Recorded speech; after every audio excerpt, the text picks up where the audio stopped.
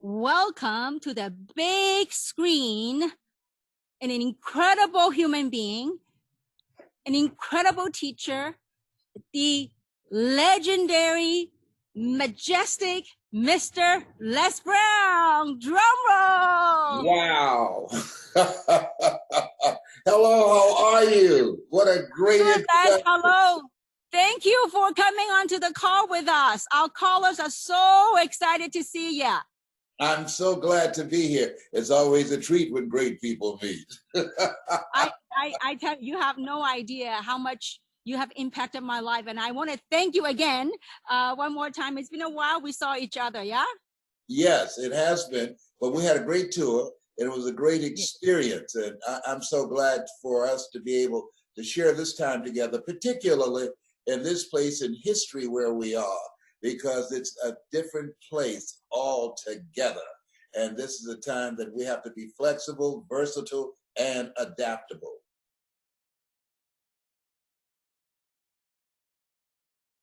Are you there?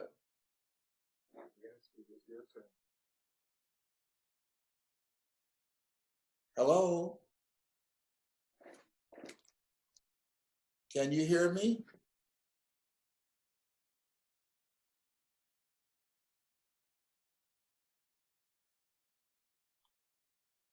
So yes, we can.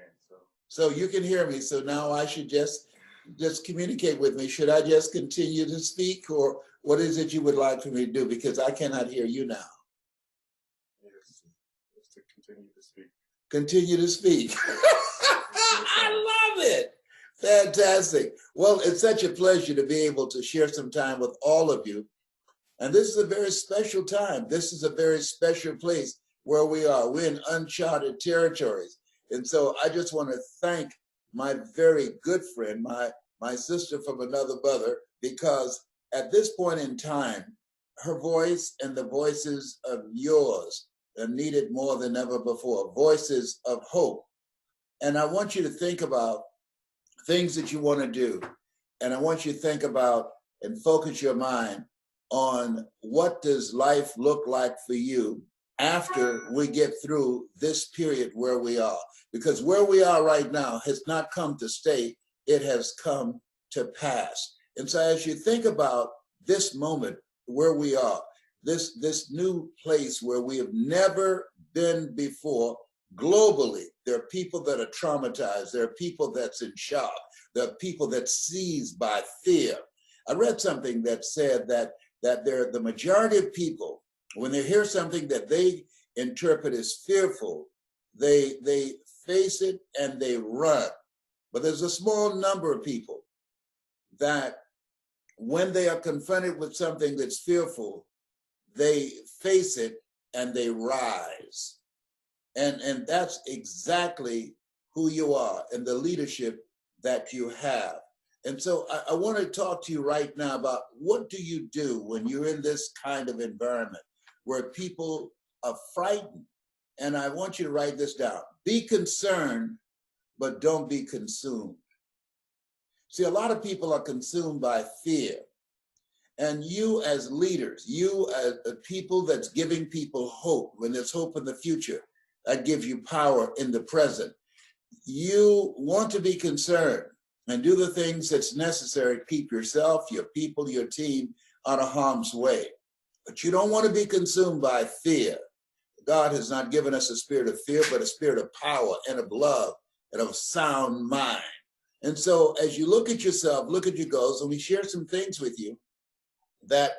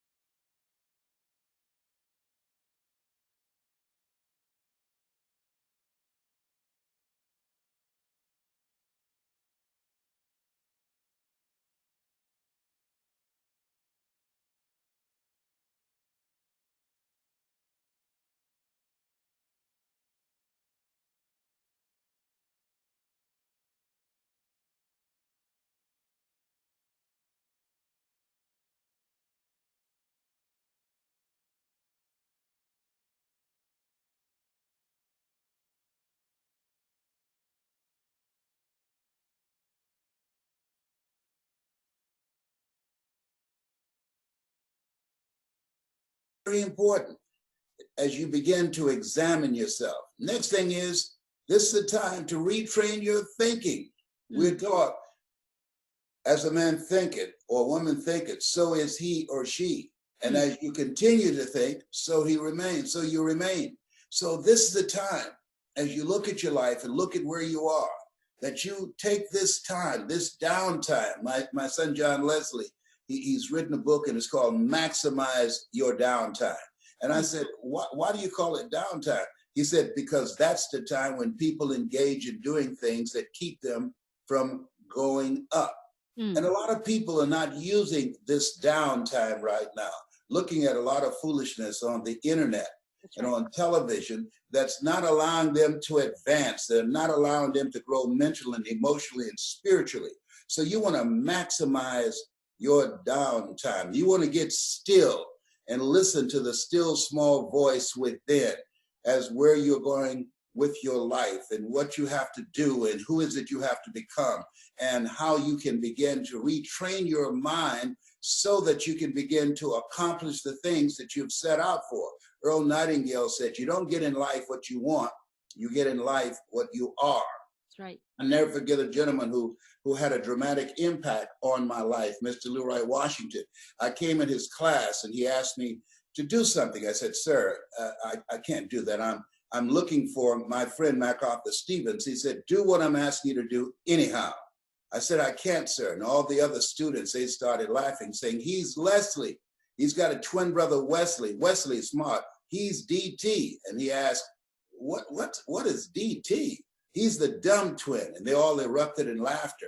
And I looked at him and I said, I am, sir. And he came from behind his desk and he looked at me. He said, don't you ever say that again. Someone's opinion of you does not have to become your reality. He interrupted the story that I believed about myself. My mother said, sticks and stones can break your bones, but words will never hurt you. That's not true. Words can hurt, and very deeply, and they did. But what he did was he was a communicator and he taught me some things. And what he said, number one, is develop your mind. Because once you develop your mind, you develop mental resolve. Then what it does is it allows you to handle the hits of life. Socrates said, you either in a problem or just left one or headed toward one. Viktor Frankl said, life is full of unavoidable suffering. Things are going to happen to you and the people that you care about.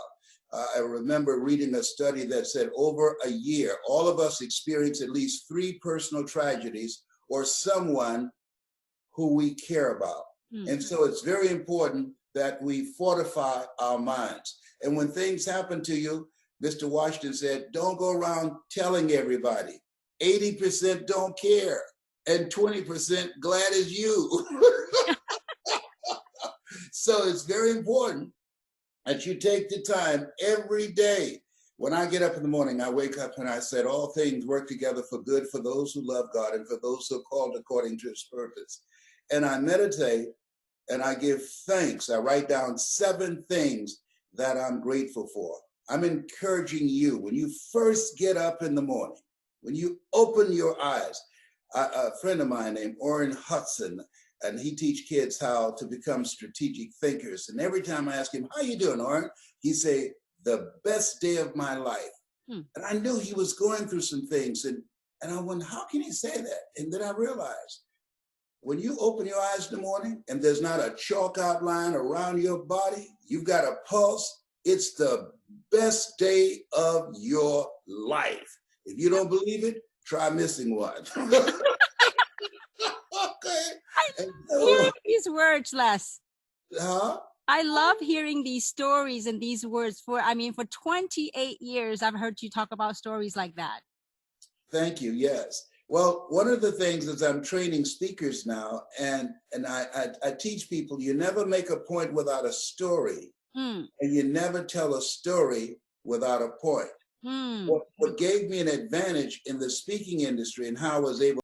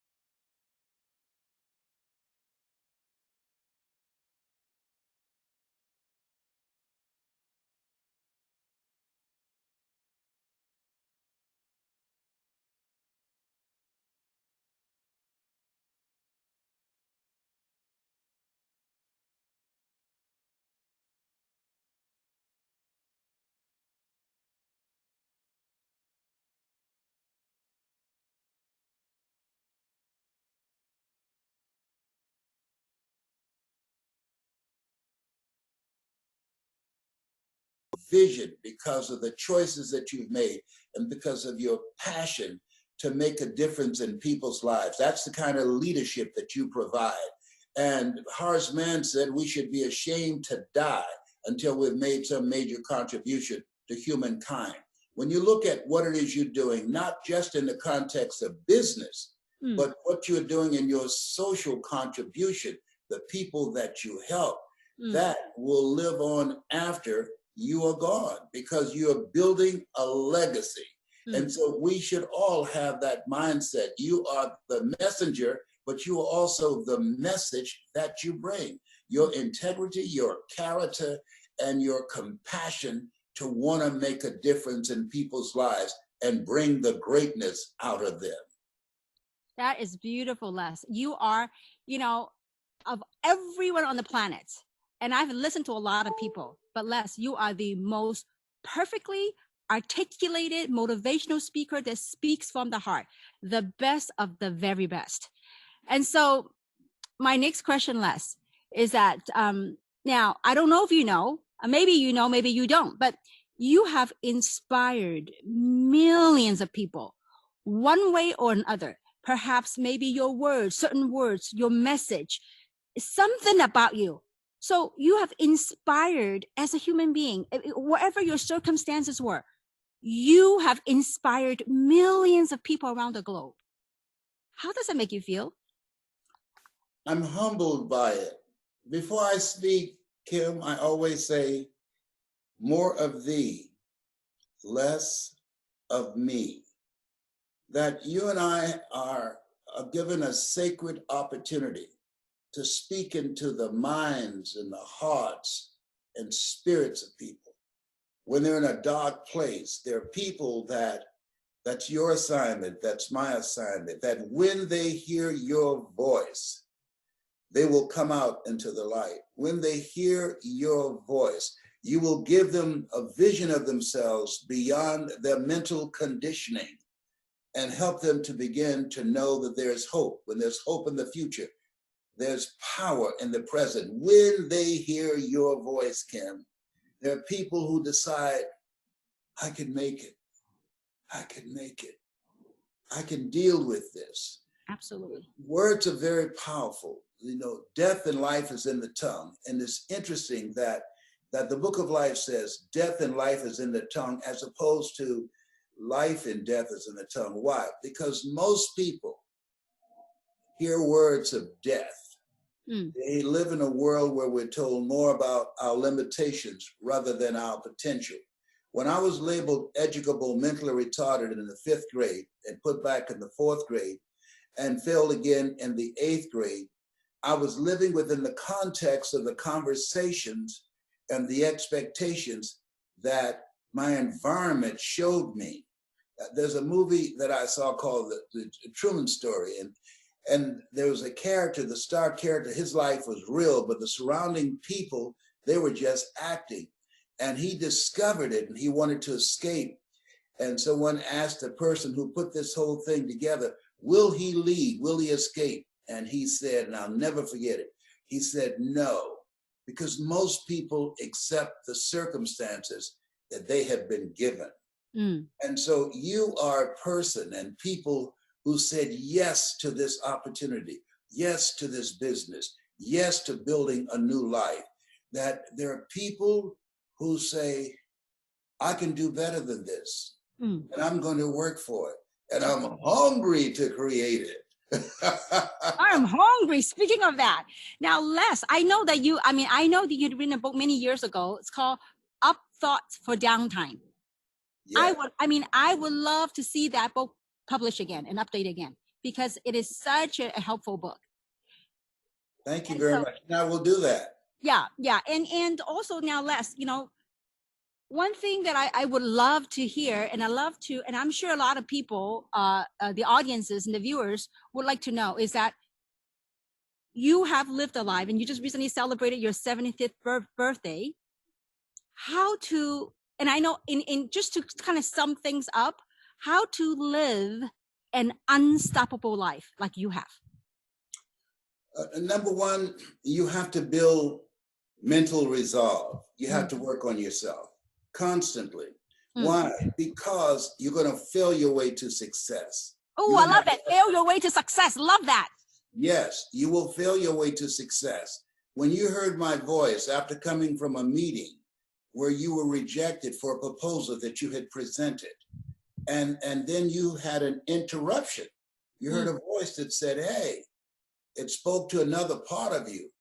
And so I think all of us have these moments in life when we hear something or see something or experience something that begin to touch us in a very special way and ignite the greatness within. The title of my book is called You've Got to Be Hungry, the Greatness Within to Win. And so I believe seriously, Kim, that we are here to do the greater work, that we were chosen for this time, that we were chosen out of 400 million sperm, that you are a masterpiece because you are a piece of the master. Ooh, ooh, that is deep. That is beautiful. You just have a way with words, Les. You are, it's absolutely amazing.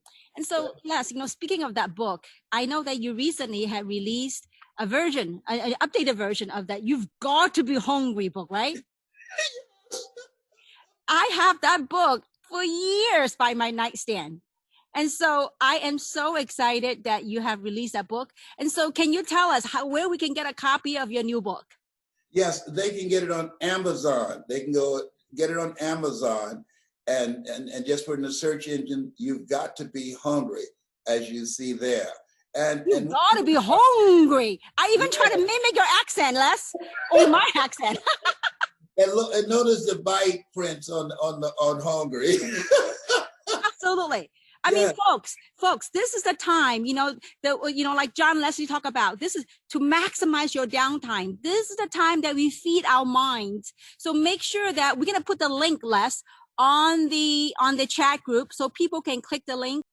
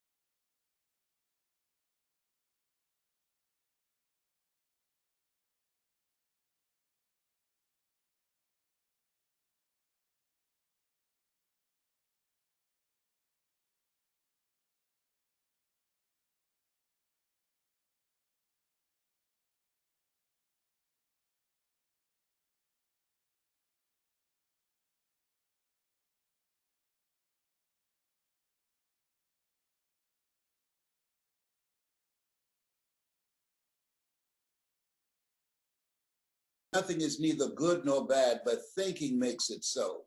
And the reason that I said that, 22 million people in the United States applied for unemployment.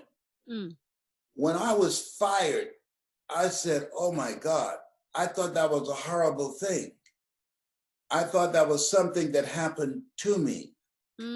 But Helen Keller said, when one door closes, another door opens. That's right. But most of us spend so much time looking at and talking about and complaining about the closed door, we don't see the open door. It's often been said that opportunity knocks on every door. No, I don't believe that. I believe that opportunity stands by silently waiting for you to recognize it. And that's what you did when you came back from San Diego.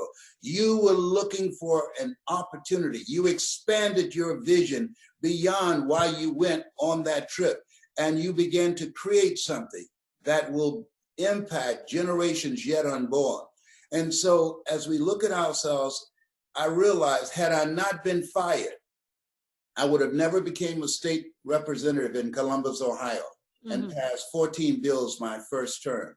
Had I not been fired, I would have never gone back to Miami to take care of my mother. And I bought her a home and took care of her until she was 89 and she made her transition. Had I not been fired, I would have not had a talk show sponsored by King World and they paid me $5 million. Had I not been fired, I would have not become a transformational speaker and trainer for AT&T, Procter & Gamble, McDonald Corporation, and General Electric. I love the line in The Lion King, Simba, you're more than that which you have become. And what you have done, you've created a culture in your organization that remind people every day, you are more than that which you have become. And you're challenging them to raise the bar on themselves, to reinvent themselves, to die to who they have been, to give birth to who they are to become. That's a wonderful thing. That's beautiful, Les. And, you know, a lot of the viewers didn't hear the story of that time when I was driving to San Francisco, how I was rejected and how I was fighting. I couldn't wait to pluck your cassette tape. Can you imagine? Still cassette tape. I plucked the cassette tape in that audio system. It says, you've got to be hungry. And I said, Les, I am famished. And so, and, you know, I played and rewind and played to a point where my car ate up your tape. So, Les, you are a legend. Unquestionably the most inspirational person on the planet for me. And truly, I have the blessing to get to know you on stage and off stage. And I love the off stage time with you for your wisdom. And for one thing that I always remember, Les, is, and that struck me, is who Les Brown is. He is the same humble man on stage and off stage. So with that, I just want to thank you one more time for being who you are and for your continual work for humanity. And thank you so much. Thank you. And I want to thank you for your time and for being on this call, because in times like this, Les, to have someone like you just, and you know, just be here with us. May God continue to bless you in good health, in great spirits, and for all the work that you have done for us and continue to do for mankind. So I want to thank you very much again, Les, for spending time with us.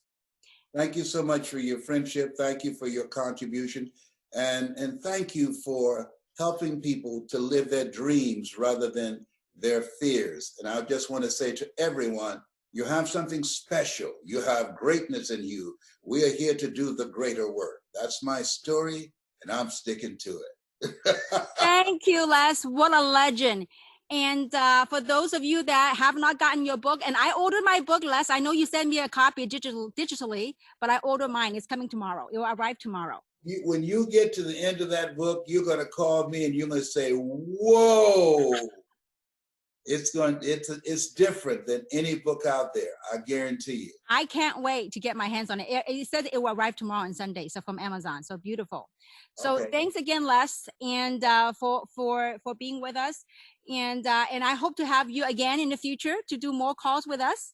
I would love to. I'm here to serve you. It is my pleasure. It's been a plum-pleasing pleasure as well as a privilege. Give your husband my regards. Thank you. Thank you. And I want to give you a virtue hug. Forget about these corona, virtue hug. Okay. Yes. So, all right, ladies and gentlemen, we just heard from the best of the very best, Mr. Les Brown. And as we wrap up this call, there's a few observations and realizations that I want to share with all the viewers on this call here tonight. Number one is that oftentimes, you know, when we go out there and pursue our dream, do our work, never underestimate your work.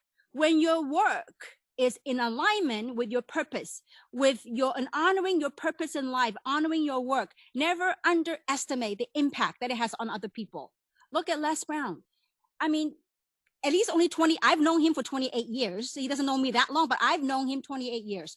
And he went out there and continued his passion, continued his work. But look at what it has done. It has impacted a girl like me that have changed my life. And so for those of you that I don't care what kind of work you do, I don't care, a contractor, a hairstylist, an architect, a lawyer, whatever. If what you're doing is what you love and you are passionate about it, you never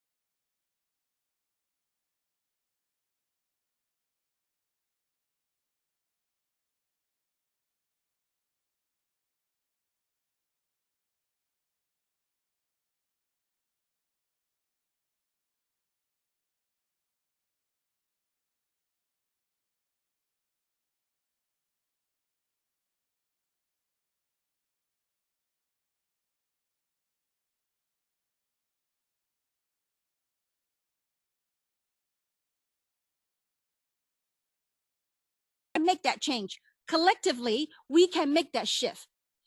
Do not give into fear. Don't feed the fear. Choose love. Choose hope. Because it is, there's I think I have a little time and I want to share this story I read a while ago that really it's like a light bulb that came on. There's it's a Native American story. There's an elder Cherokee, a grandfather. He wanted to teach his grandson lessons about life. So he went in and started telling the story to his grandson. He says, my son, there is two wolves fighting within me. One wolf is evil. He is greed. He is ego. He is guilt. He is everything that's of evil. There's another wolf that is of hope, love, compassion. So as he went on and telling his grandson about these two wolves, and he said, these two wolves are constantly fighting within me. And he says, the same goes on to you, son. There are two wolves that are fighting within you. Then the grandson thought a little bit. And the grandson asked grandpa and said, grandfather, so which wolf wins? The grandfather simply said, the one that you feed. So in life, either you feed hope or you feed despair. Do not give in to fear. Give in to hope. Feed hope always, always. When challenging time comes, choose hope, choose love. I know it sounds simple. I do it on every aspect of my life. And so this is, sometimes, challenging days, your little fight with your spouse or whatnot. I tell myself, choose hope, choose love, choose love. Okay. So that's number 2 point. And last but not least, that I want to share with you, and Les Brown had touched upon a little bit about this, that he says, when an old door closes, okay, when the quote unquote norm or our patterns got interrupted, all we have to do is be brave enough, be courageous enough to knock on other doors, to knock on new doors that we have never knocked on before. For new possibilities exist outside of those doors that we have never knocked on before. I'll give an example. when my parents took 4 kids, left their country, coming to America 41 years ago, 4 kids, ages from 9 to 16. We didn't speak a word of English. My parents, when they landed in America, 6 of us, they had no job in sight, only $2,000 in their pocket.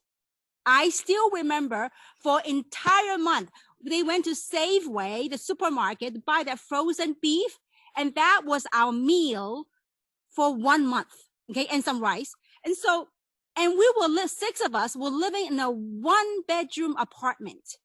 And that size of that apartment, maybe it's half of my pool. And that lives 6 of us. And so now I was 14 years old at that time.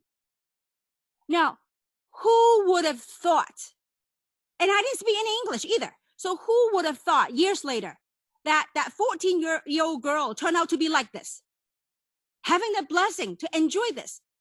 Whatever I have, I work hard for. And I remember the pride. My parents instilled the work ethics and the pride in all of us. When we first came here, they refused to go on welfare. They said, we're going to make it and we're going to work hard.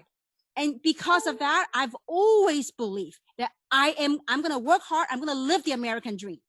You know what, folks? I don't care what time it is. I've gone through downtime. The reason why I am where I am here today is because I got up. Every time I fall down, I got up. And so, you know what, guys? Don't get succumbed into this fear. Look at this beautiful tree. It's living. It's life. Go out and smell the air. Don't get succumbed to fear. Don't. Trust me. I went through, like I said in the beginning, I went through being scared to paranoid to almost everything. Oh my God, what did I touch? Oh my God, I need a glove. Oh my God. You know what? There for billions of years, there are germs and viruses within all of us. Get over it. And I think this is time. Look, whatever it is. I mean, I'm not talking about go crazy and go hug everyone. No, but just be mindful. Be mindful and question the norm. I get to where I am in life by looking and questioning things. You know, I refuse to accept the normal as normal. Many people laughed at me, ridiculed me, and said, Kim, who do you think you are? You think you're going to be a millionaire? I say, heck yeah, I'm going to be a multimillionaire because I work for it. And so, you know what? People say, you're lucky. Yeah, I'm darn lucky because I work hard. And I tell you what, folks, the hardest work you ever do, that I have ever done, is work on myself, that work within. Just like this call, guys, it wasn't easy. You know, talk about expansion for weeks. For me, for a week or two, I had this butterfly. Oh my God, talking to Les Brown. Oh my God. I mean, he's the greatest of the greatest. You know, that butterfly made me grow. It wasn't easy. I went and prepared. I never wrote notes before my whole life talking about stuff. I just talked. But, you know, but this experience stretched me. And that is part of the reasons why I want to come online. In times like this, that is when we come together. In times like this, that's when we expand. In times like this, that's when we evaluate what no longer serves us. Whatever pattern that don't serve you, go change it. You know, tap from within. We have that. And so I do hope, you know, I am not here to rock anybody's world. I am here to rock my world. And if by rocking my world, it helped make a shake in your world, well, welcome to the new shift.